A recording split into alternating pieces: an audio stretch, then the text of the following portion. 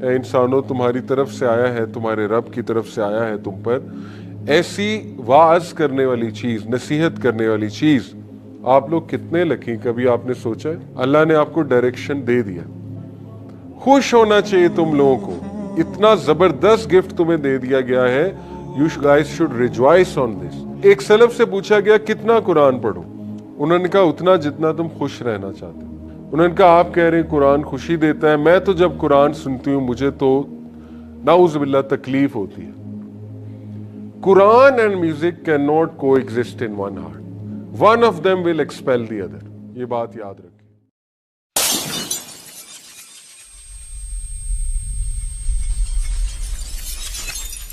اب میں آپ کو سبحان اللہ ایک امیزنگ کچھ باتیں بتاتا ہوں، پھر ہم وائنڈ اپ کرتے ہیں۔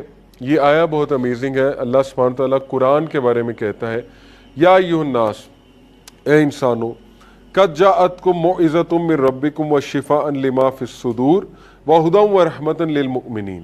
اے انسانوں تمہاری طرف سے آیا ہے، تمہارے رب کی طرف سے آیا ہے تم پر ایسی واعظ کرنے والی چیز، نصیحت کرنے والی چیز جو شفا ہے۔ نمبر 1 شفا، نمبر 2 شفا کس چیز کی؟ جو سینوں میں ہے تمہارے، ٹھیک ہے، لما فی الصدور، سینوں میں جو بیماریاں ہیں، جو ہڈن ڈیزیزز ہیں، حسد، جیلسی، ریسزم، انٹالرنس، اس کا علاج ہے اس کتاب میں۔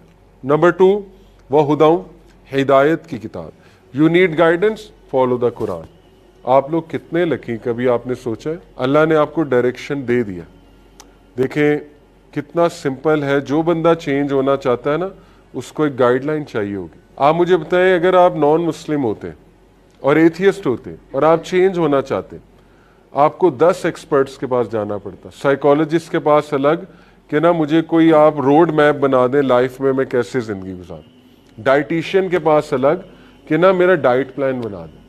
اسی طرح آپ کو کسی اور ایکسپرٹ کے پاس، لا ایکسپرٹ کے پاس، اچھا آپ مجھے بتا دیں کہ نا ہم اپنے انہیریٹنس لاز کیا رکھیں۔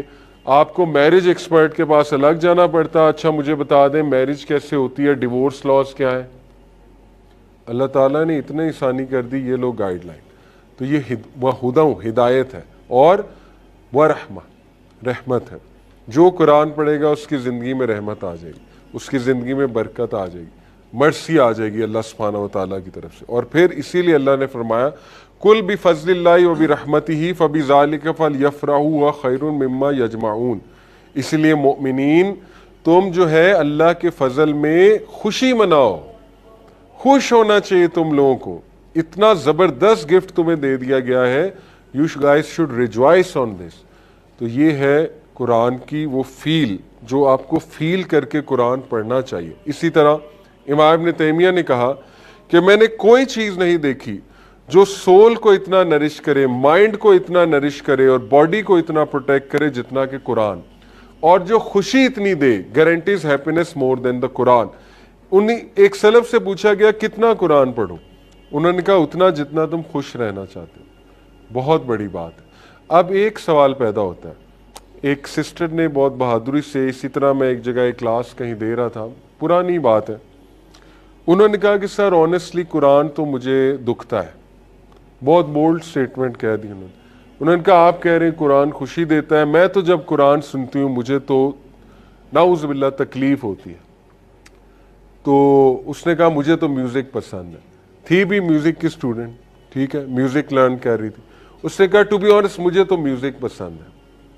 دیکھیں بس اللہ نے اس وقت میرے ذہن میں جواب ڈالا کہ دیکھو بیٹا، جب بندے کو ٹائیفائڈ ہوا ہوتا ہے نا، بیمار ہوتا ہے، تو اس کو اچھی چیز بھی اچھی نہیں لگتی، اس کی زبان میں کڑواہٹ آئی ہوتی ہے۔ اس کو کوئی اچھا بھی کھلا دو تو ود آل ڈیو ریسپیکٹ، ظاہر ہے اب دل جو ہے جب اس پہ پردہ آ گیا ہے، اور دل گانے سن سن کے، امام ابن تیمیہ کا اوپینین ہے، ان کا کال ہے، Quran and music can not exist in one heart, one of them will expel the other. سبحان اللہ، یہ میرا تجربہ ہے لائف کا۔ میں اتنا میوزک سنتا تھا، آپ کی سوچ ہے آج سے کوئی 16-17 سال، when I go back، میرا نہیں خیال کہ کوئی جانرا میں نے چھوڑی ہے میوزک کی۔